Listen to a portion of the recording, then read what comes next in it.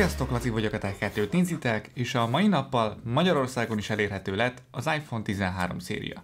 A Telekomtól meg is kaptam rögtön az iPhone 13 minit és az iPhone 13 Pro-t, a mai videóban ezeket fogjuk kicsomagolni.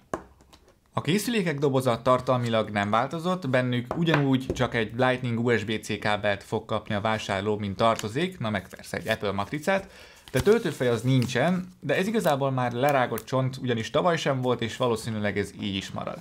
Minden esetre az Apple minimalizálta a műanyag felhasználást a csomagolásnál, ez azért említésre méltó dolog, tekintve, hogy hány millió darabot adnak el belőle világszerte. Design szempontjából hát nem igazán van miről beszélni, és nyilván ez alapján jogos a feltevés, hogy hiába állt át a konzisztens számozásra az Apple, ugye a 12 után a 13 jött, de gyakorlatilag ez egy S modell, egy ráncfelvarrás.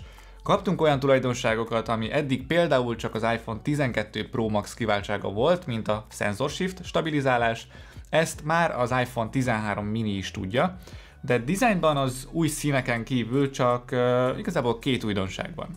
Az egyik még a hátlapot vizsgálva a szenzorok mérete, és a nem Pro verzióknál az átlós elrendezés. Ha csak a design nézi az ember, akkor ez nem túl fantáziadús dolog, valljuk be, de az átlós elrendezéssel jobban elfér a Sensor Shift stabilizálás, így a miniben is, szóval azért van mivel indokolni ezt a döntést. Az Apple a beszédhangszórót fentebb helyezte, ezáltal a másik változás, ami egyébként a nagyobb modelleken jobban látszik, hogy ugyanúgy működő Face ID mellett kb. 20%-kal lett kisebb a notch, de egyébként jobban is ki lehetne szerintem ezt a helyet használni, például rendes akkumulátor százalékjelzővel. Nyilván az ember az Apple-től innovációt vár, sokan várják azt is, hogy teljesen elhagyják a notchot, de ez maximum akkor történhet meg, hogyha a Face ID a kijelző alá kerül, vagy esetleg visszatér a Touch ID szintén kijelző alá építve. Engem a notch személy szerint továbbra sem zavar. Az iPhone 13 széria továbbra is vízálló IP68 szerint, anyaghasználatban maradt a Ceramic Shield elő, illetve hátlap, utóbbi az iPhone 13 mininél és a 13-nál fényes, a kamerasziget pedig matt, a Pro-knál viszont pont fordítva van, illetve a keret előbbieknél alumínium, utóbbinál, a Pro-knál pedig rozsdamentes acél, pontosan úgy, mint tavaly.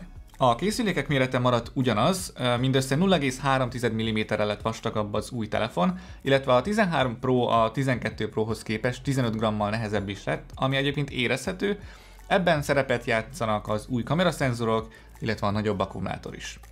Ezt leszámítva a képátló és a felbontás az maradt ugyanaz, tehát 5,4, 6,1, illetve 6,7 hüvelykes OLED kijelzővel érhető el az idei 4 iPhone is, de egyrészt a panel fényesebb lett mindegyiknél, másrészt a Pro-k megkapták az adaptív 120 Hz-es képfrissítést, ami teljesen automatikusan vált 10 és 120 Hz közötti intervallumon, szóval szabályzásra nincsen opció, de elvileg sikerült úgy optimalizálniuk a dolgot, hogy mégis tovább bírja üzemidőben, mint az iPhone 12 Pro. Az Apple állítása szerint 2,5 órával bírja tovább, de ezt mindenképpen le fogom majd tesztelni. Előjáróban nekem nagyon tetszik a ProMotion kijelző, nagyon szép.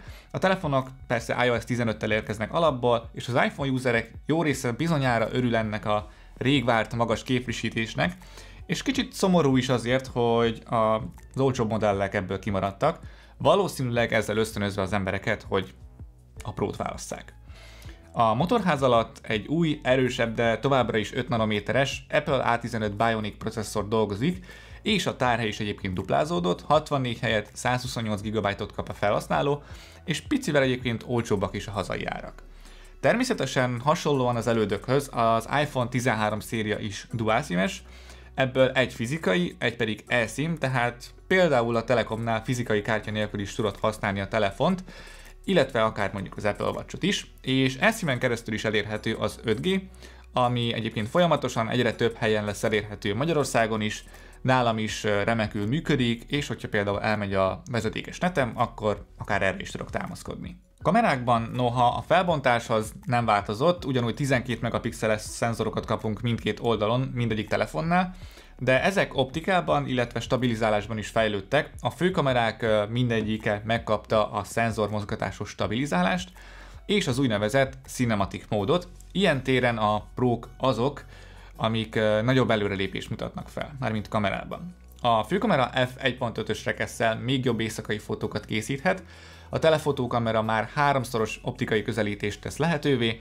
a széleslátókamera pedig rekeszértékben is fejlődött, illetve autofókuszt is kapott, ez pedig megnyitotta a kaput a makrofotózás előtt. És előjáróban egyébként én le vagyok nyűgözve a közelik minőségétől. Látható egyébként, amikor a kamera átvált a széleslátóra, és ennek kapcsán jó lenne, hogyha esetleg még fókusztávolságon belül vissza lehetne váltani a főkamerára, aki azzal szeretne fotózni, de ez még így is mérföldekkel jobb, mint az 5 megapixeles dedikált makrókamerák, amiket ugye a többi telefonnál látunk. A cinematic vagy más néven filmszerű móddal az AI felismeri a fókuszpontokat, és hogyha elfordulunk, akkor rögtön fókuszt is vált a háttérben lévőre, és egyébként utólag is lehet ezt a fókuszt szabályozni, ami tök jól működik, csak kár, hogy ezt Full HD-ban maximalizálták. A Pro-knál ezen kívül adott a rendkívül jó minőségű ProRes codec támogatás 4K 30 FPS-nél, de sajnos itt két bökkenő is van. Egyrészt ez még nem érhető el, mint funkció, ezt frissítéssel fogják majd behozni, szóval most kipróbálni nem tudtam. Illetve, hogyha a 128 GB-os Pro-t választod, ott csak Full HD 30 FPS-sel érhető el a ProRes. Valószínűleg azért, mert a tárolók ott gyorsabbak, nem tudom pontosan, de jó, ha ezt szem előtt tartod, hogyha számodra fontos ez a funkció. Az Apple az új iPhone 13-as szériára 1,5, illetve 2,5 órával hosszabb üzemidőt mond, de egy dokumentum alapján az is kiderült, hogy a telepek konkrétan mekkorák, és egyébként nagyobbak is lettek, ezt láthatjátok a képernyőn, 9 és 18% közötti kapacitás növekedéssel lehet számolni. A töltési sebesség maradt vezetékesen 20 Watt, 15 Watt-tal MagSafe töltővel és 7,5 Watt-tal Qi töltővel. Az idei iPhone-ok tehát teljesítményben, tárhelymennyiségben, kamerában és kijelzőben fejlődtek. Az áruk viszont tavalyhoz képest változatlan, sőt a hazai ár pár ezer forinttal még kevesebb is lett, de valószínűleg a legtöbben továbbra is a szolgáltatói konstrukcióra mennek rá, hisz ott jóval kedvezőbben is hozzá lehet jutni az új készülékekhez. Szummázva az első benyomásaimat, szerintem az iPhone 13 széria továbbra is egy ráncfelvarrás, hogyha a 12-d van, akkor szerintem abszolút nem éri meg váltani, maximum a 13 Pro-ra, ami kamerában is kijelzőben is jobb lett, és míg tavaly számomra a sima 12 volt az izgalmas termék, mivel hogy a 11-hez képest nagyon sokat fejlődött, addig inkább idén a Pro. Most ezek lennének a legfontosabb információk, köszönöm szépen a figyelmet, további információk a telekom.hu-n. Sziasztok!